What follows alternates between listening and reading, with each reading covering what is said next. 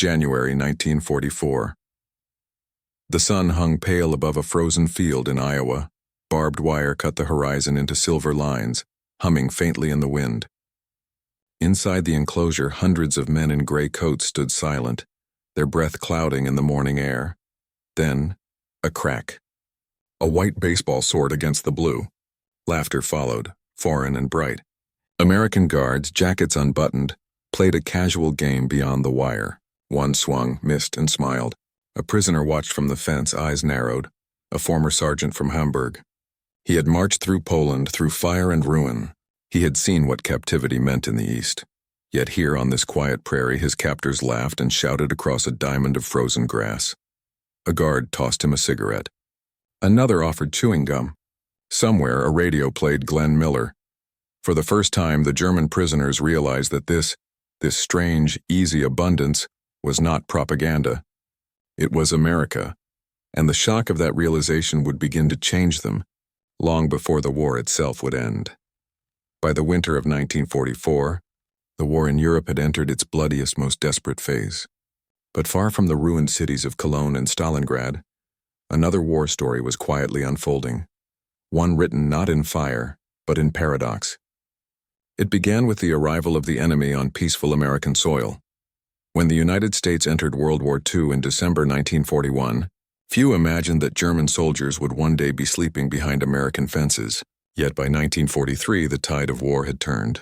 In North Africa, the Afrika Korps, Hitler's proud expeditionary force under Field Marshal Erwin Rommel, had been defeated. Over 250,000 German and Italian troops surrendered to the Allies. The British could not house them all. So, under an agreement between Washington and London, tens of thousands of prisoners were shipped across the Atlantic. They arrived quietly, under armed escort at ports like Norfolk, New York, and New Orleans. From there, long trains carried them deep into the American interior, into the farmland heart of a nation untouched by bombs. Between 1942 and 1945, more than 425,000 German prisoners of war would be held in the United States, scattered across more than 700 camps in 46 states. To the American public, the news was surreal. To the prisoners, it was unbelievable. Many had expected misery, starvation, beatings, forced labor. That was what they knew captivity to mean. Instead, they stepped off trains to find well-constructed barracks, cafeterias serving hot meals, and guards who treated them according to the Geneva Convention of 1929, which guaranteed humane treatment for captured soldiers. The U.S. military enforced it strictly, partly out of moral conviction, but also strategic logic. America wanted its own men, held in German camps, to be treated the same way. The first large camp opened in 1942 at Camp McCoy, Wisconsin. Others soon followed. Camp Swift in Texas, Camp Concordia in Kansas, Camp Butner in North Carolina, and dozens more. Some were massive compounds ringed by guard towers. Others were simple barbed wire enclosures beside small Midwestern towns. But wherever they went, the pattern repeated, a strange mix of discipline, routine, and bewildering comfort. At dawn, prisoners stood for roll call. Breakfast followed, eggs, coffee, sometimes sausage. Then came work details, picking cotton, cutting timber, harvesting corn. The U.S. Army had a labor shortage. With millions of Americans overseas, POW labor became vital. Prisoners were paid in script money, usable only in camp canteens. And there they encountered the first symbols of America's abundance: shelves of cigarettes, soap, toothpaste, postcards, and chewing gum. To men raised under rationing and propaganda, it was disorienting. Cigarettes were plentiful. Bread was white and soft. There was music, Benny Goodman, Bing Crosby, and every Sunday, the thud of a baseball bat behind the fences. A quiet revelation was taking place. For many German soldiers, this was their first direct exposure to American life. Not the caricature painted by Goebbels' Ministry of Propaganda, but a living reality. The United States had been portrayed as chaotic, decadent, racially divided, and spiritually empty. Yet here they found order, prosperity, and civility. Letters home were censored, but within the camps, conversations flourished. "They treat us like men," one prisoner wrote in a diary later found in a post-war archive. Not like enemies. Still, suspicion lingered. Officers maintained rigid Nazi discipline among the ranks. Within the compounds, prisoners were divided. Die Schwarzen, the blacks, who remained loyal to Hitler, and Die Weißen, the whites, who began questioning the cause. Some camps saw secret trials, even murders, as extremists punished those they called traitors. To prevent such violence and ideological control, the U.S. military began separating hardline Nazis from ordinary soldiers. High-security compounds like Camp Alva in Oklahoma held the fanatics, while others, especially in the Midwest and South, became semi-open communities, where prisoners worked side by side with civilians. The contrast between war and peace grew sharper with every passing month. Farmers in Texas and Iowa came to rely on the German laborers. They noticed their discipline, their courtesy, their hunger for tobacco and chocolate. Some American families left pies at the fence. Children waved. Guards shared cigarettes. What began as guarded curiosity slowly turned to mutual respect. In the evenings, POWs could attend classes run by American officers, lessons in English, history, civics, and democracy. The War Department called it the Intellectual Diversion Program. By 1944, it evolved into a more direct effort, re-education. Through lectures, films, and discussions, the prisoners were exposed to the realities of Nazi crimes and the principles of democratic governance. It was not propaganda in the brutal sense they had known. It was patient persuasion, delivered with facts, photographs, and perhaps most powerfully through example. The example was everyday America itself. While Europe burned, the men behind the wire watched trains roll past carrying wheat and automobiles. They saw American guards chatting casually, unafraid, unconcerned about political informers. They read newspapers that criticized the government openly. They realized something fundamental. This system, so free, so noisy, still worked. And the symbol of that freedom, strangely enough, was leisure. Baseball games on Sundays, radios tuned to swing music, newspapers arriving every morning without censorship. The hum of a world at peace with itself. A corporal from Bremen later recalled, "I had believed America was ruled by Jewish bankers and criminals, but I saw the sons of farmers and clerks playing music and laughing together. They had no fear of their officers. It was a new world." The experience was so consistent across the camps that military psychologists began to record it as a phenomenon, the Americanization of prisoners. By late 1944, as the Reich crumbled and Allied armies crossed into Germany, letters from home began to reach the camps, letters filled with despair, hunger, and ruins. The prisoners' perception of their homeland shifted. They could no longer deny what they saw on maps and heard on the radio. The war was lost. But inside the American camps, they were alive, well-fed, and slowly being reshaped by the society around them. They watched as American soldiers packed for Europe. They helped harvest record crops. They celebrated Christmas with real coffee and music. The cruelty of war, which had shaped every part of their lives, seemed to dissolve in the quiet of a Kansas field. In those years, something profound occurred, something no battle could achieve. The prisoners of the Third Reich were being defeated not just by superior firepower, but by the quiet strength of a free society. They were learning, often without realizing it, that democracy could feed, clothe, and respect its enemies. And as 1945 approached, that lesson would deepen, because what began as disbelief would soon turn into self-reflection. Even guilt as news of the Reich's collapse reached their barracks.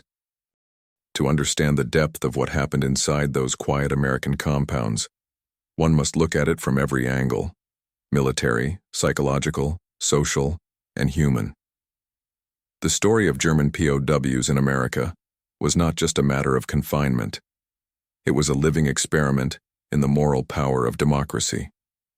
The U.S. Army had faced an enormous dilemma from the start. It needed to guard over 400,000 enemy soldiers on home soil, scattered across vast territory with limited manpower. Brutality or neglect would only inflame Nazi propaganda and endanger captured Americans in Europe. So the War Department made a choice, a deliberate, strategic one, to uphold the letter and spirit of the Geneva Convention. To the War Department, kindness was not weakness. It was policy. Prisoners received the same rations as American soldiers: meat, bread, coffee, vegetables, even dessert. Each man was allotted cigarettes, access to a canteen, and clean bedding.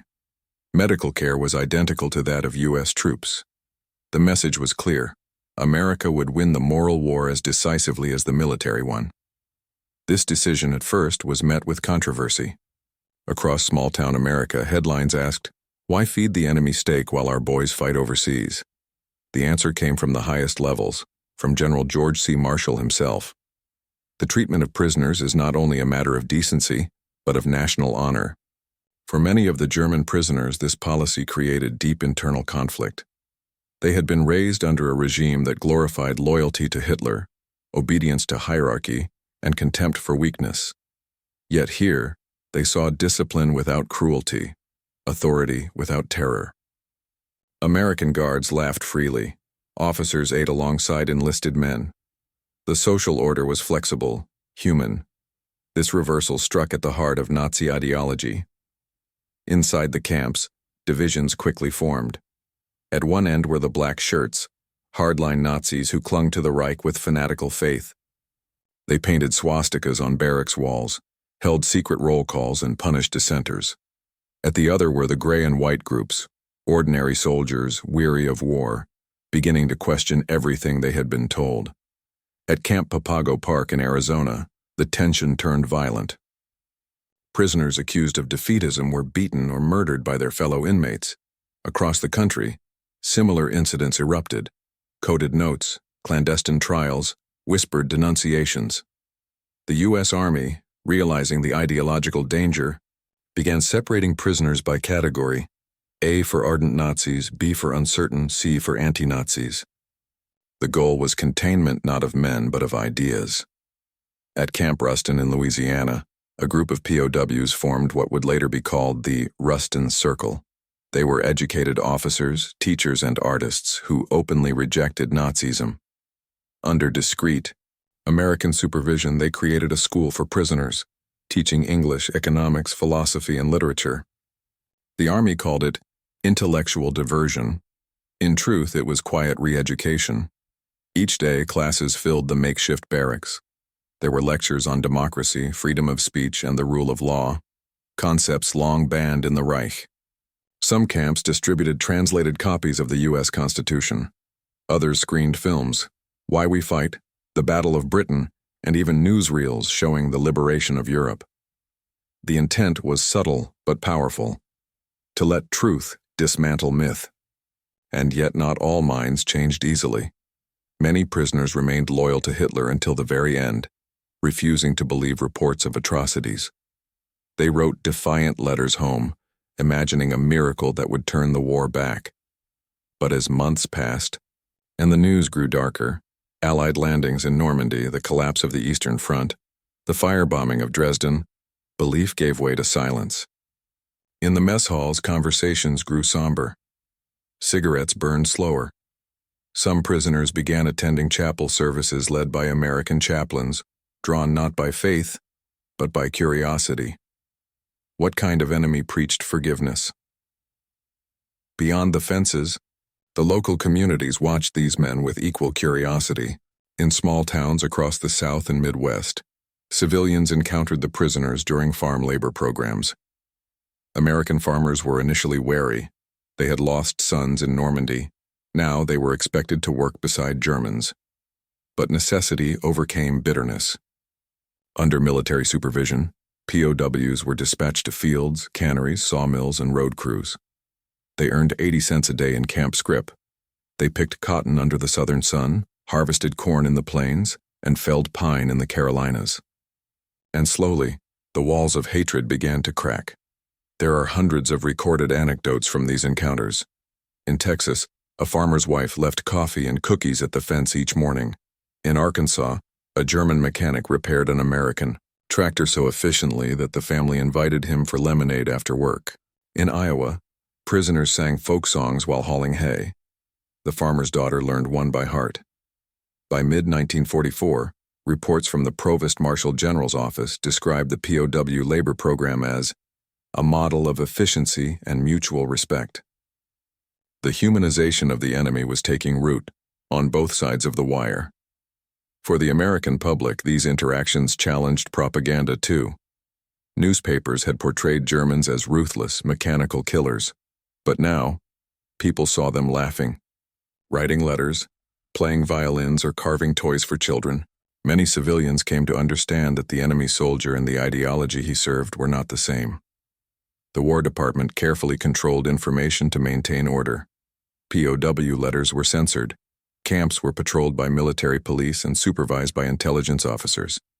Any sign of organized Nazi activity was quickly crushed. Yet within this tight structure, a remarkable degree of freedom emerged. Prisoners organized orchestras, built theaters, and printed camp newspapers. Some composed poetry or painted portraits of the guards. Baseball and soccer tournaments became weekly rituals.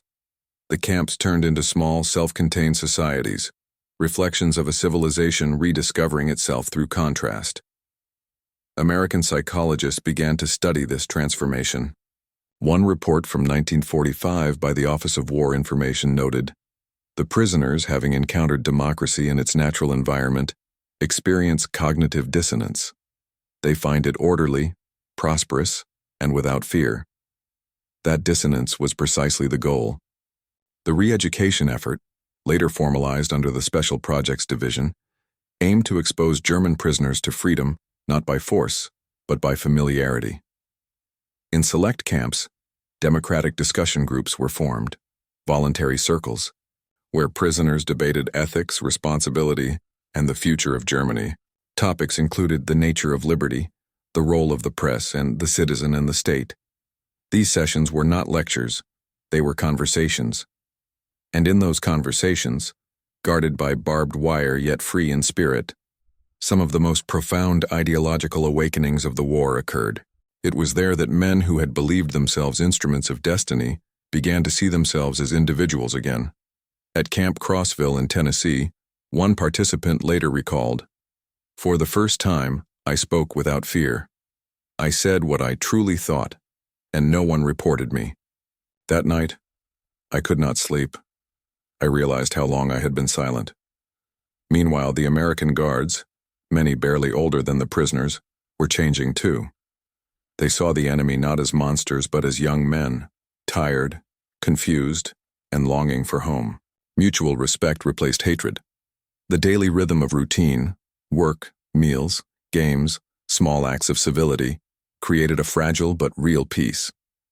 Some guards even learned German phrases. Prisoners learned English songs.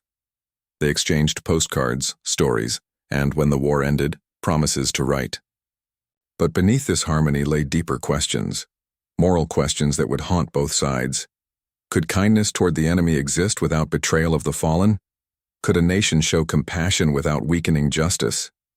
The U.S. government believed it could. It called this victory through humanity. And as the months passed, that philosophy produced something extraordinary: voluntary ideological surrender. When news reached the camps of Hitler's death on April 30th, 1945, there was no uprising, no riots. In many camps there was only silence. Some prisoners wept. Others stood at attention out of habit, then turned away. At Camp Tonkawa, Oklahoma, one prisoner quietly asked an American guard, "What happens now?" The guard replied, "You live." That single sentence captured the essence of the American victory. Not annihilation, but transformation. By late spring, many prisoners were working freely outside camp fences under minimal supervision. Some guarded themselves, returning at dusk without escort. Escape attempts became rare. The few who did flee were usually caught not by police but by locals who offered them food before turning them in. By war's end, the ideological war inside the camps had shifted irreversibly. The old symbols of power, the swastika, the salute, had lost their hold. In their place, small symbols of normalcy had taken root. A baseball glove, a radio, a friendly word. The U.S. Army's bet had paid off. And as Germany fell in ruins, the men behind the fences realized that what they had experienced in captivity would shape their view of freedom for the rest of their lives. They had come as conquerors who failed. They would leave as witnesses to a different kind of victory. Next came the moment that sealed this transformation. When the war ended, The Reich crumbled, and the prisoners listened to the impossible news through static-filled radios. That moment, of collapse, awakening, and disbelief, marks the climax turning point where humanity and ideology collide. The spring of 1945 arrived quietly across the American plains. The war was reaching its violent end in Europe, but in the heart of the United States, there was stillness. The hum of tractors, the chatter of radios, the sound of baseball bats cracking on Sunday afternoons. Inside the German POW camps, that stillness carried weight. It was the silence before realization. At Camp Concordia in Kansas, a camp of nearly 4,000 German soldiers, mornings began with music from the camp loudspeakers. The guards liked to tune into local stations. That April, as the prisoners stood for roll call, the announcer's voice trembled through the static. Berlin. Heavy fighting. Government fleeing. Hitler. Reported dead. No one spoke at first. The words hung in the cold air like smoke. Then someone laughed, a short, nervous sound, and someone else shouted that it was Allied propaganda. But as the reports repeated across stations, disbelief gave way to shock. For men who had sworn oaths to the Führer, it was an unthinkable moment. The collapse of the empire they had fought for, and the death of the man they had believed invincible. All over the country, from Texas to Minnesota, the same scenes played out. Guards gathered around radios. Prisoners listened through open windows. In some camps, officers still in black uniforms ordered silence. In others, men dropped their tools, sat down in the dust, and stared at nothing. One prisoner at Camp Swift later wrote in his diary, "When we heard it, we knew the world had ended, not the real world, but ours." That day marked the beginning of something larger than surrender. It was the day when thousands of German soldiers began to confront what they had truly served. The U.S. Army moved quickly to control the emotional shock. Chaplains held services for the dead. Re-education officers distributed newspapers showing photographs from liberated camps, Buchenwald, Dachau, Nordhausen. The images were horrifying. For many, unbearable.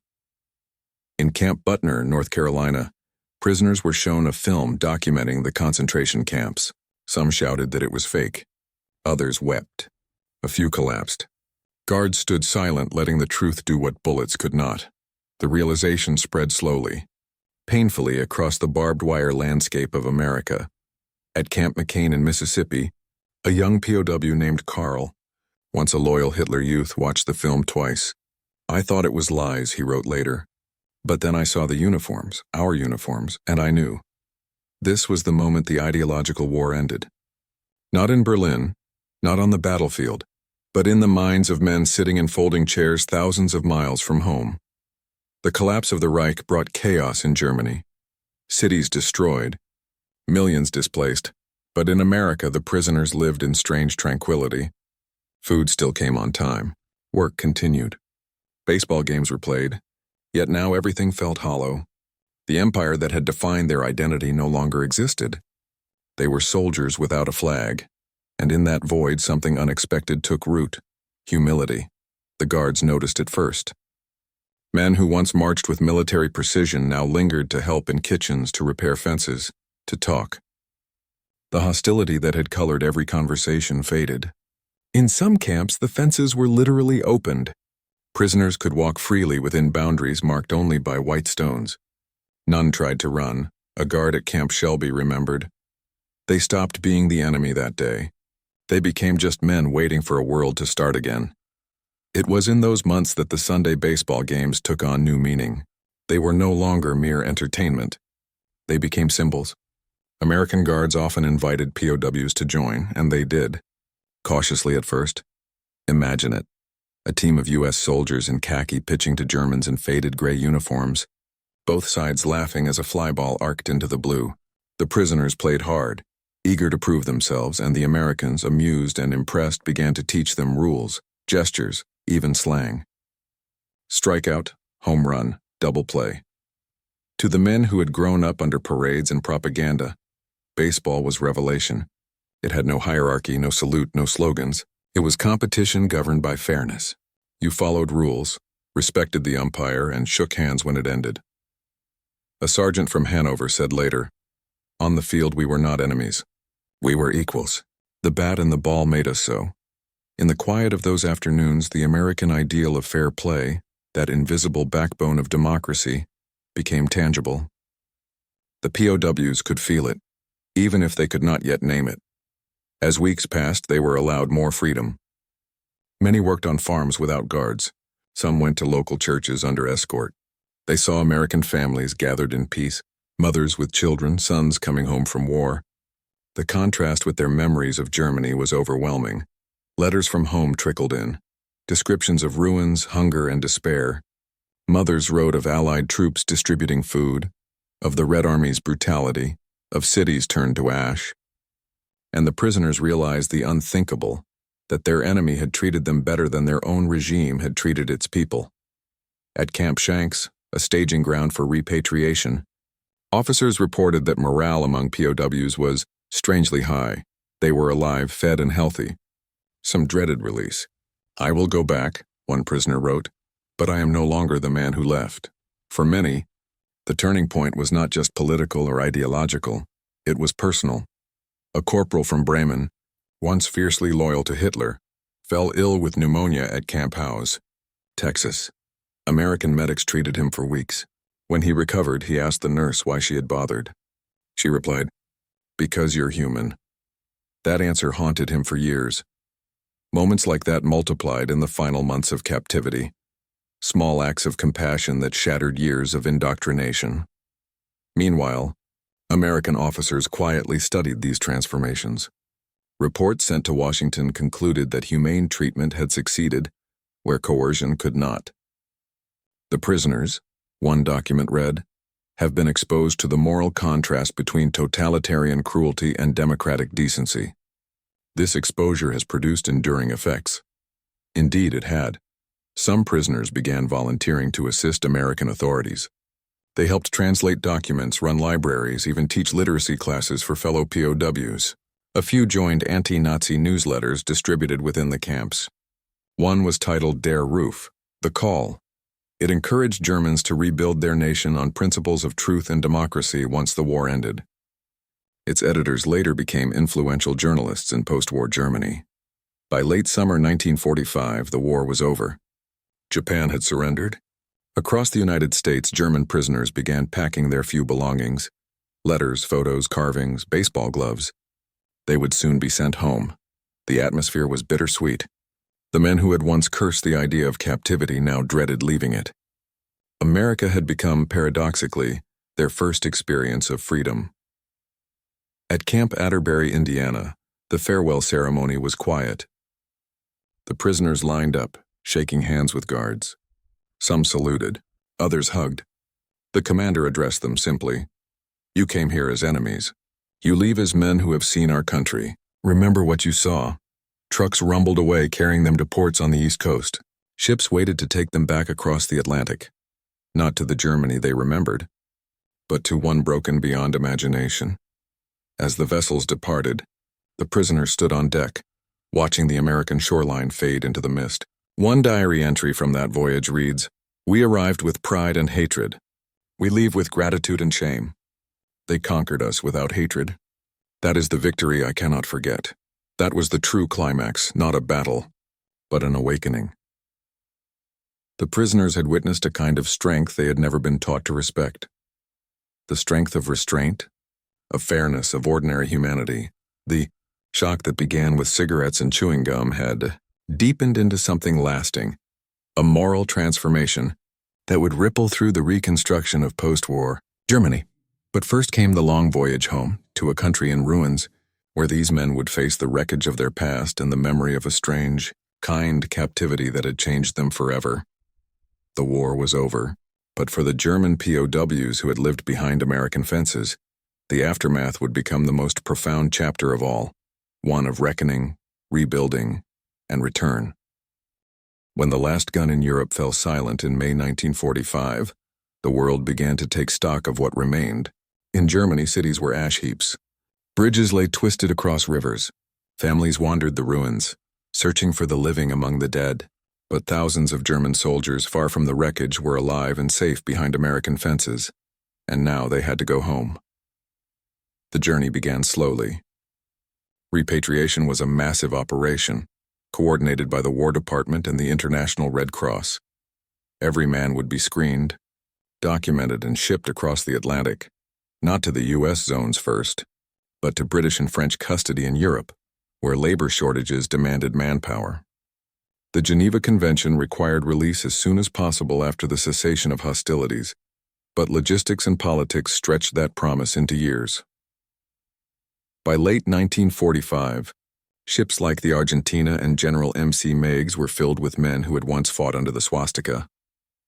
They carried duffel bags packed with carvings, notebooks, and camp-made souvenirs, fragments of another world. Many looked back toward the receding American coast and felt something few could have imagined it capture: sorrow to leave it behind. The transition back to Europe was brutal. In Britain and France, German POWs were put to work clearing rubble, repairing infrastructure, and restoring agriculture. Conditions were harsher. Food was scarce. Winters were cold. After the comparative comfort of American camps, the reality of post-war Europe hit like a blow. Some prisoners wrote in secret diaries, "It is worse than prison. There is nothing left." Yet even in hardship, many carried with them what they had learned in the United States: discipline without hatred, civility without fear. American officers had called it moral inoculation. The men called it something simpler: hope. Back in Germany, families received letters marked "Return from POW Camp, USA." Inside, the handwriting often seemed changed, calmer, reflective, strangely gentle. Wives and mothers wept not just from relief but from confusion. The men who returned spoke differently. They no longer shouted slogans. They talked about farms, jazz, baseball, and democracy. In late 1946, the first major groups of repatriated POWs reached Bremen and Bremerhaven. The reception was quiet. There were no parades, no medals, only the gray of ruins and the distant sound of rebuilding. But among the returning soldiers, stories spread quickly of the America they had seen, of guards who shared cigarettes, of families who left food at the fences, of churches that welcomed them on Sundays. For a generation raised on propaganda about the decadent West, these memories became seeds of doubt, and then of transformation. Historians later traced much of the early democratic spirit of West Germany to this very generation, men who had been prisoners in the United States.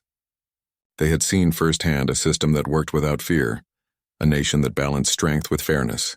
When they came home, they carried that example with them like an invisible compass. Some became teachers, engineers, mayors. Others entered journalism or politics. A few, like the editors of Der Ruf, Alfred Andersch and Hans Werner Richter, used their camp experiences to shape the post-war German press. Their writings championed responsibility, honesty, and critical thinking. In 1947, Der Ruf became the foundation for the influential Group 47, which would help define the moral and cultural rebirth of West Germany. For them, the real education had not come from textbooks or lectures. It had come from watching ordinary Americans live free, and realizing that the true opposite of tyranny was not chaos, but trust. The American public, for its part, quickly moved on. The war had ended, soldiers returned home, and the nation turned to prosperity. Few remembered that, scattered across their farmlands and small towns, nearly 500,000 enemy soldiers had once lived among them. The camps were dismantled. The barbed wire was pulled down. Some sites became schools, factories, or fairgrounds. Only faint outlines in the soil remained, rectangles of grass where barracks once stood. But in rural America, memories lingered. Farmers spoke of the Germans who worked their fields, men who sang as they harvested, who carved toys for children at Christmas, who left behind small wooden keepsakes as thanks. In 1948, a Kansas farmer received a letter from Bremen. Inside was a photograph of a young German man standing beside a tractor. On the back was written, "You showed me what decency means. I will not forget." These quiet correspondences continued for years. Some families exchanged letters well into the 1960s. A few even received visits decades later, when former prisoners returned to see the places that had changed their lives. Many brought their children, pointing across the fields where fences had once stood, explaining in halting English, "Here, I was a prisoner, but they treated me as a man." The psychological aftermath ran deeper still. American intelligence reports from 1946 concluded that the POW program had achieved something remarkable. It had exposed enemy soldiers to democratic principles through personal experience, producing a sustained effect on their political and social outlook. This was more than policy success. It was a quiet triumph of moral strategy. For the prisoners themselves, the moral reckoning was harder. Many struggled with guilt. Guilt for the war, for the crimes of their regime, for having believed in lies. Some confessed in interviews that they felt unworthy of the kindness shown to them. One former SS officer told an American researcher, "They treated me humanely. I could not bear it. I wanted them to hate me. It would have been easier." Others simply turned inward. Diaries and letters reveal a pattern of introspection, rare among soldiers of any nation. "I learned to think for myself," wrote one. "They taught me nothing. They only let me see." This, historians now recognize, was the quiet genius of the American approach. Instead of breaking men through punishment, it disarmed them through contradiction. The very act of kindness became a weapon, not of war but of peace. Not all stories ended in reconciliation. Some prisoners returned to Soviet-occupied zones and faced suspicion or imprisonment. The Soviets viewed former American POWs as potential traitors, infected by Western ideals. Many were interrogated, some sent to labor camps. The Cold War was beginning, and even the lessons of compassion became weapons in the next ideological struggle. Yet in the Western zones, those same lessons blossomed. When the Federal Republic of Germany was founded in 1949, many former American POWs were among its administrators, educators, and soldiers. They helped shape a nation committed to democracy, precisely because they had seen its face, not in victory parades, but behind barbed wire in Kansas and Texas. Sociologists later coined a term for them, the re-educated generation. They did not return with hatred. They returned with questions, and from those questions a new Germany slowly grew. Meanwhile, in America, the memory of their presence became folklore. Towns that had hosted camps told stories at local fairs. "My grandpa worked with the Germans," some said. "They were good workers, polite, always singing." The once feared enemy had become part of the landscape of memory. Ordinary, human, even nostalgic. By the 1950s, America was exporting a new kind of power, cultural, moral, ideological. The same power that had quietly changed men behind the wire was now reshaping the post-war world. Radios played jazz in Berlin. Baseball fields appeared in Bavaria, and in every act of cooperation between the two nations, there lingered a trace of that wartime paradox, that kindness could outlast conquest. For the men who had lived through it, the memories never faded. Some wrote memoirs decades later. Others kept silent, unwilling to reopen the wound of transformation. But all carried with them the same contradiction, that they had found humanity, not in freedom but in captivity. And when asked what had changed them most, they rarely spoke of lectures or propaganda. They spoke instead of small, ordinary things, the taste of chewing gum, the laughter over a baseball game, the quiet dignity of being treated like a man. One former prisoner summarized it best in a 1957 interview.